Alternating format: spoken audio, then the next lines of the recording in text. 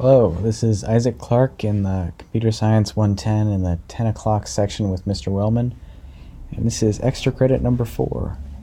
So we import the turtle up here, then we've got a function row, which is actually just a row of cubes that take of this size and this color, and that's about it. One section,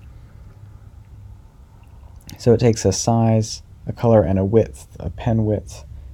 And initially, the width is larger than the input. So it draws a cube, a bolded cube, or not a cube, but a rectangle around the section.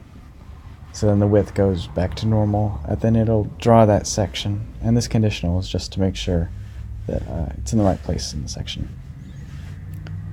So then we have the whole thing function, which takes size and width, and it goes through. It's got a nested for loop right here. So these three are the 3 layers right here, and these two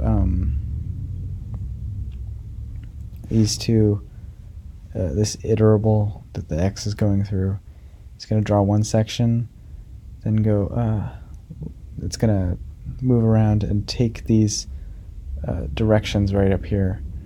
The first one is how much it's going to go right both times, and the second one is how much it's going to go forward.